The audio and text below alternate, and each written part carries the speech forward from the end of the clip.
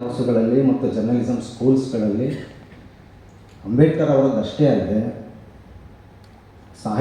ಒಟ್ಟಾರೆ ಸಾಹಿತ್ಯದ ಓದಿನ ಕಡೆಗೆ ಒಂದು ಕಡೆಗಣ್ಣಿನ ನೋಟ ಇದೆ. ಯಾಕೆ ಬೇಕು ಸಾಹಿತ್ಯ ಅನ್ನೋ ಒಂದು ಧೋರಣೆ ಇವತ್ತಿನ ಒಂದು ಪ್ರಕ್ಷುಬ್ಧವಾದ ಕಾಲದಲ್ಲಿ ಇದು ಒಂದು ದೊಡ್ಡ ಕೊರತೆಯೂ ಹೌದು ಅಂತ ನನಗೆ ಭಾಳ ತೀವ್ರವಾಗಿ ಅನಿಸಿದೆ. ಪತ್ರಿಕೋದ್ಯಮ ಮತ್ತು ಸಾಹಿತ್ಯ ಒಂದರ ಜೊತೆಗೆ ಇನ್ನೊಂದು ಹೋಗಬೇಕು, ಒಂದನ್ನು ಇನ್ನೊಂದು ಒಳಗೊಳ್ಳಬೇಕು. ಆದರೆ ಈ ಕೆಲಸ ಆಗ್ತಾಯಿಲ್ಲ ಸರ್ ಅಂತ ನಾನು ಚಿಕ್ಕಣ್ಣವ್ರು ಹೇಳಿದೆ. ಇದಕ್ಕೇನಾದರೂ ಮಾಡಬೇಕು ನಾವು ಒಂದು ಸಣ್ಣ ಮಟ್ಟದಲ್ಲಾದರೂ ಅಂತ ಅಂದ್ಕೊಂಡು ಆ ಚರ್ಚೆ ಮುಗಿದಿತ್ತು. ಅದಾಗಿ ಒಂದು 2-3 ದಿನಗಳಿಗೆ ಚಿಕ್ಕಣ್ಣವ್ರು ಫೋನ್ ಮಾಡೋದು, ನಮ್ಮ ಕೇಂದ್ರದಿಂದಲೇ ಈ ಥರದೊಂದು ಕಾರ್ಯಕ್ರಮ ಮಾಡ್ಬೋದಾ. ನನಗೆ ಇದು ಅವರು ಫೋನು ತುಂಬ ಅನ್ಎಕ್ಸ್ಪೆಕ್ಟೆಡ್ ಆಗಿತ್ತು. ಆದರೆ ಇದು ಭಾಳ ಒಂದು ದೊಡ್ಡ ಅವಕಾಶ ಅಂತಲೂ ನನಗೆ ಅನ್ನಿಸ್ತು. ನಾನು ತಕ್ಷಣವೇ ನಮ್ಮ ಪ್ರಜಾವಾಣಿ ಕಾರ್ಯನಿರ್ವಾಹಕ ಸಂಪಾದಕರಾದ ರವೀಂದ್ರ ಭಟ್ ಸರ್ ಅವರ ಗಮನಕ್ಕೆ ತಂದೆ. ಈ ಥರ ಹೇಳ್ತಾ ಇದ್ದಾರೆ, ಏನಾದರೂ ಮಾಡ್ಬೋದಾ. ಸೊ ಈ ಥರದ ನಮ್ಮ ಪ್ರಯತ್ನಗಳಿಗೆ ಒಂದು ಮುಕ್ತ ಸ್ವಾತಂತ್ರ್ಯ ಕೊಟ್ಟು ಬೆಂಬಲಿಸ್ತಾ ಇರುವಂಥವರು ಒಂದು ಯೋಜನೆ ರೂಪಿಸಿ ಅಂತ ಒಂದೇ ಮಾತಲ್ಲಿ ಹೇಳ್ಬಿಟ್ಟು, ಅಲ್ಲಿವರೆಗೂ ಇದು ಏನು ಕಾನ್ಸೆಪ್ಟು ಸ್ಪಷ್ಟ ಆಗಿರಲಿಲ್ಲ. ಅವರು ಹೇಳಿದ ಮೇಲೆ ಆ ಯೋಜನೆ ರೂಪಿಸೋದಕ್ಕೆ ಸುಮಾರು ಒಂದು ಹೆಚ್ಚು ಕಡಿಮೆ ಒಂದು 15-20 ದಿನ, ಒಂದು ತಿಂಗಳು ತಗೊಳ್ತದೆ. ಈ ಅವಧಿನಲ್ಲೇ ರವೀಂದ್ರ ಭಟ್ ಸರ್, ಚಿಕ್ಕಣ್ಣ ಅವರು ಮತ್ತು ಆ ಕೇಂದ್ರದ ಸಮನ್ವಯಾಧಿಕಾರಿಯಾಗಿರುವಂಥ ಭಾರತೀಯ ಹೆಗಡೆ ಅವ್ರ ಜೊತೆ ನಾವು ಸುಮಾರು ಸಾರಿ ಡಿಸ್ಕಷನ್ ಮಾಡಿದ್ವಿ, ಏನು ಮಾಡಬೇಕಿದು. ಅಂದರೆ ಒಟ್ಟಾರೆ ಪತ್ರಕರ್ತರಲ್ಲಿ ಮತ್ತು ಪತ್ರಿಕೋದ್ಯಮದ ವಿದ್ಯಾರ್ಥಿಗಳಲ್ಲಿ ಒಂದು ಸಾಹಿತ್ಯದ ಓದಿನ ಅಭಿರುಚಿ ಮೂಡಿಸುವಂಥ ಒಂದು ಪ್ರಯತ್ನವಾಗಿ ಈ ಕಾರ್ಯಾಗಾರ ಏರ್ಪಟ್ಟಿದೆ.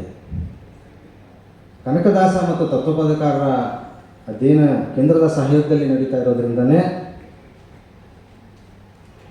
ಕನಕದಾಸರು ಮತ್ತು ತತ್ವಪದಕಾರ ಅಧ್ಯಯನಕ್ಕೆ ಕೇಂದ್ರ ಒತ್ತು ನೀಡ್ತಾ ಇರೋದ್ರಿಂದನೇ ಕನಕ ಪ್ರಜ್ಞೆ ಅಂತ ಅನ್ನೋ ಒಂದು ಕಾನ್ಸೆಪ್ಟನ್ನು ಮಾಧ್ಯಮದ ಜೊತೆ ಮುಖಾಮುಖಿ ಮಾಡಿದ್ರೆ ಹೇಗೆ ಅಂತ ಚಿಕ್ಕಣ್ಣವರೊಂದು ಸಲಹೆಯನ್ನು ಮುಂದಿಟ್ಟರು. ಸೊ ಅದನ್ನು ನಾವು ಮುಂದಕ್ಕೆ ತಗೊಂಡು ಬಂದ್ವಿ. ಅದೇ ಫೈನಲ್ ಆಯಿತು.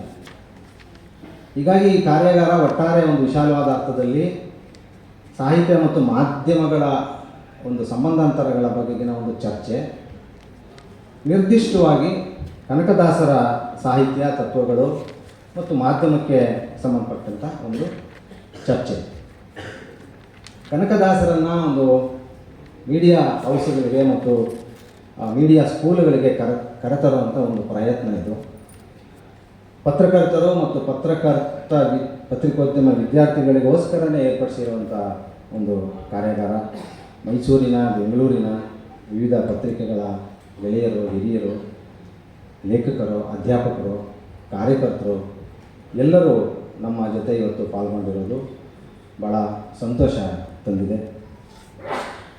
ಈ ಕಾರ್ಯಾಗಾರದಲ್ಲಿ ಭಾಗವಹಿಸ್ತಾ ಇರುವಂಥ ಬಹುತೇಕರು ಕನಕದಾಸರನ್ನು ಈ ಕಾರ್ಯಾಗಾರಕ್ಕೋಸ್ಕರನೇ ವಿಶೇಷವಾಗಿ ಓದ್ಕೊಂಡು ಬಂದಿದ್ದಾರೆ ಅನ್ನೋದು ಭಾಳ ವಿಶೇಷ.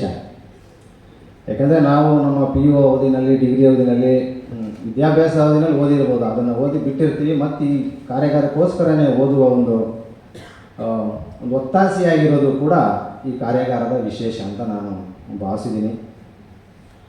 ಅಂಬೇಡ್ಕರ್ ಅವರಂಥ ಒಂದು ಮಹಾನ್ ವ್ಯಕ್ತಿತ್ವದ ಬಗ್ಗೆ ಕಾರ್ಯಕ್ರಮ ಮಾಡಿದಂಥ ಪ್ರಜಾವಾಣಿ ಯಾಕೆ ಹರಿದಾಸರಲ್ಲಿ ಒಬ್ಬರಾದಂಥ ಕನಕದಾಸರ ಪ್ರಜ್ಞೆಗೆ ಸೀಮಿತ ಆಯಿತಾ ಅಂತ ಒಂದು ಪ್ರಶ್ನೆ ಕೇಳಿದ್ರು ಅವರು. ನಾನು ಒಬ್ಬರನ್ನ ಇನ್ವೈಟ್ ಮಾಡಿದಾಗ ಈ ಹೋಲಿಕೆ ಬಗ್ಗೆನೇ ಒಂದು ದೊಡ್ಡ ಡಿಬೇಟ್